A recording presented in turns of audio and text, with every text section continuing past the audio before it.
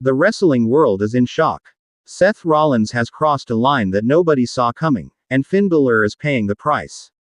WWE superstars, fans, and the entire locker room are crying out for justice after what can only be described as one of the most vicious attacks in recent memory. What led to this moment? What does this mean for both superstars? And where do we go from here?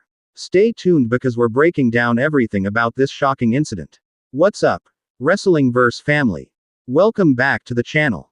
If you're new here, hit that subscribe button and turn on notifications because we bring you the most comprehensive wrestling coverage, in-depth analysis, and breaking news every single day. Today we're discussing an incident that has the entire WWE universe talking. This is serious, this is intense, and this changes everything. Let's dive in. Before we get into the details of what happened, we need to understand the history between these two incredible performers. Finn Balor and Seth Rollins aren't strangers to each other. These are two of the most talented, most accomplished wrestlers in the entire industry, and their paths have crossed multiple times over the years.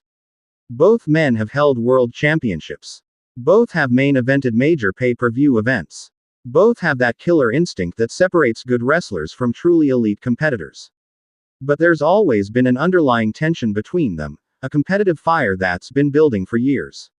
Seth Rollins, the architect, the visionary, whatever you want to call him, this man has proven time and time again that he'll do whatever it takes to stay on top.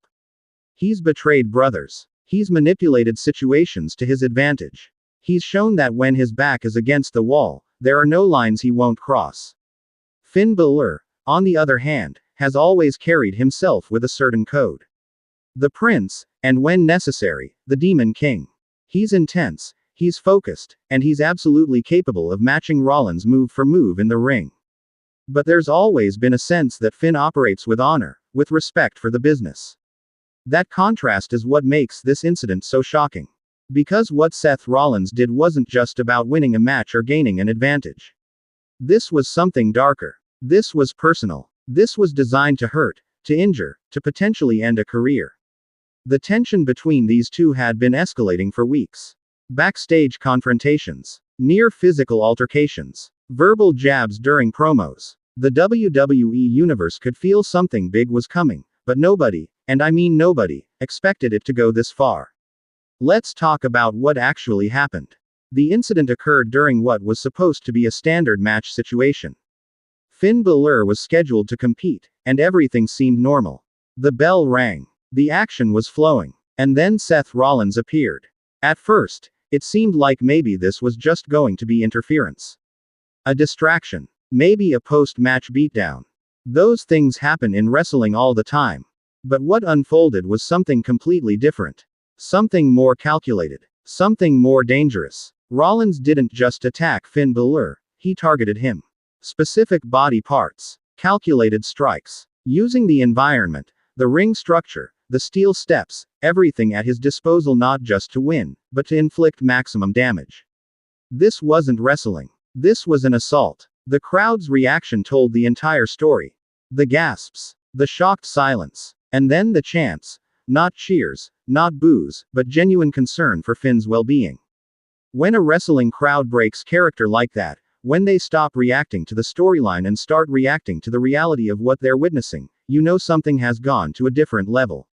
Security rushed the scene. Officials tried to pull Rollins away. But the visionary wasn't done. He kept coming back, kept targeting Finn, kept escalating the situation. It took multiple people to finally restrain him and get him away from the ring area.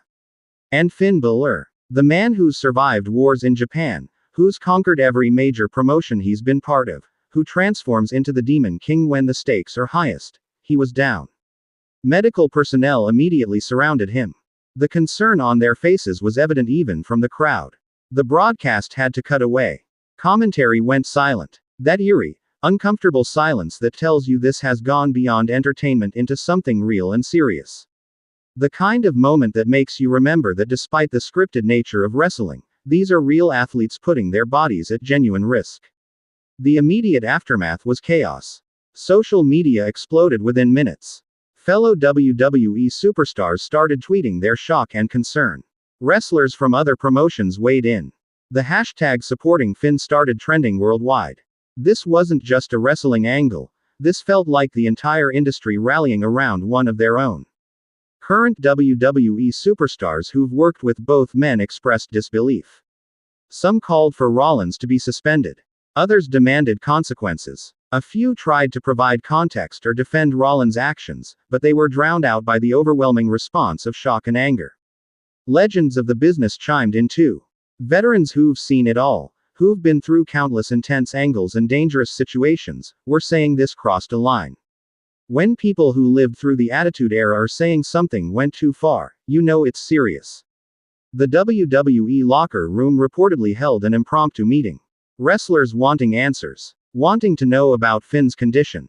Wanting to understand what led to this level of violence. There are unwritten codes in wrestling. Rules about how far you go, how you protect your opponent, how you balance storytelling with safety. And the feeling backstage is that Rollins violated those codes. Reports from the venue described an atmosphere of genuine concern. Crew members who work these shows week after week, who see everything from the most scripted promos to the most dangerous stunts, were visibly shaken. EMTs were on scene immediately. The decision was made to transport Finn to a local medical facility for evaluation. The WWE universe outside the arena was just as concerned. Fan forums lit up with discussions. Video clips of the incident spread rapidly, though many were calling for them to be taken down out of respect for Finn's privacy and well-being. This was one of those rare moments where the wrestling community came together, setting aside tribal promotion loyalties and favorite wrestler debates, to express genuine concern for a performer's health. Now let's talk about Seth Rollins and what could have possibly motivated this level of aggression. Because while the act itself was shocking, understanding the psychology behind it is crucial to making sense of this situation. Seth Rollins has always been driven by legacy. He wants to be remembered as one of the all-time greats. He wants his name mentioned alongside the legends. And lately, there's been a desperation to his actions, a sense that time is running out, that younger stars are rising, that his position at the top is threatened. Finn Balor represents everything that threatens Rollins' status. Finn is universally respected. He's technically brilliant. He's beloved by fans across the world. He has the demon persona that's proven to be nearly unbeatable. And perhaps most importantly, Finn has something Seth has been chasing. That effortless cool factor, that ability to connect with audiences without trying too hard. In recent weeks, there were signs that Rollins was feeling the pressure. His promos became more intense, more personal. His in-ring work, while still excellent, had an edge of recklessness to it. He was taking bigger risks, cutting corners, showing frustration when things didn't go his way. There were backstage reports of tension.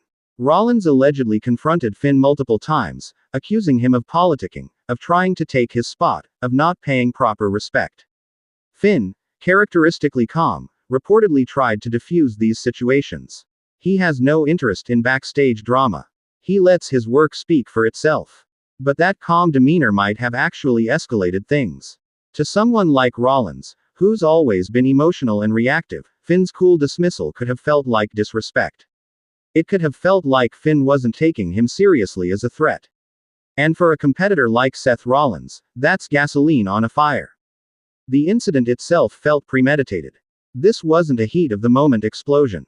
The way Rollins targeted specific body parts, the calculated nature of the attack, the fact that he came prepared with weapons and props, this was planned.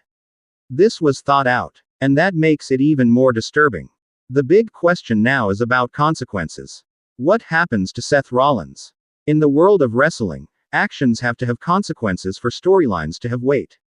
But this feels different. This feels like it requires a response that goes beyond a standard suspension or fine angle.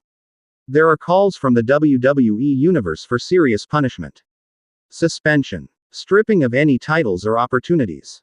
Some even suggesting termination, though that seems unlikely given Rollins' value to the company. But something has to happen. The locker room is watching.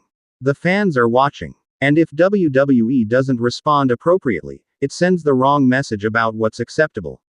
From a storyline perspective, this opens up incredible possibilities. Does Finn Balor return seeking revenge? Does the Demon King emerge to balance the scales? Do other superstars get involved, forming alliances to ensure Rollins faces justice. The potential for compelling television is enormous. But there's also the real-world consideration of Finn's health and recovery. Wrestling storylines are important, but they're not more important than a performer's well-being. If Finn needs time to heal, then that time should be taken, regardless of what it means for ongoing angles. The WWE medical team will be conducting thorough evaluations. In today's era, with increased awareness of concussions, spinal injuries, and long-term health effects, the company takes these situations seriously. Finn won't be cleared to return until he's genuinely ready, and that's how it should be. Let's talk about the broader implications for WWE programming going forward. An incident like this doesn't just affect two performers, it ripples through the entire roster and changes the dynamic of the show. Other wrestlers will have opinions about what happened. Some might side with Rollins, believing that in wrestling, you do what you have to do to stay on top. Others will be appalled and align themselves with Finn. These divisions could create new alliances, new rivalries, new storylines that extend far beyond just Rollins versus Balor. Authority figures in WWE storyline will have to address this. General managers, commissioners, whoever's in charge of maintaining order, they'll need to make decisions about Rollins' future. Do they fine him? Suspend him? Force him into anger management? Make him face consequences in the form of handicap matches or other punishments? The WWE Universe will play a role too. The reaction to Rollins when he next appears on television will be telling. Will he be booed out of the building? Will there be genuine heat, the kind that goes beyond character work? Or will some fans respect the commitment to the storyline and the willingness to take things to this level? There's also the question of how this affects championship pictures and upcoming pay-per-view events.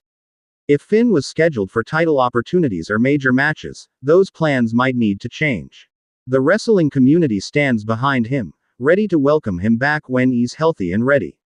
And we'll be here to cover every development in this ongoing story. If you found this analysis valuable and informative, please hit that like button. It helps the channel grow and shows me that you want more in-depth coverage like this. Subscribe to Wrestling vs. CC and turn on notifications so you never miss an update on this situation or any other major wrestling news.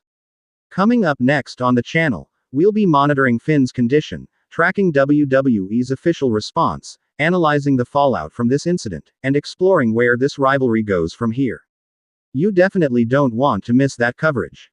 Thank you for being part of the Wrestling vs. family.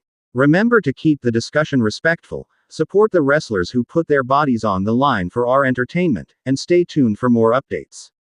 This is Wrestling vs. CC, and I'll see you in the next video. Stay strong, Balor Club.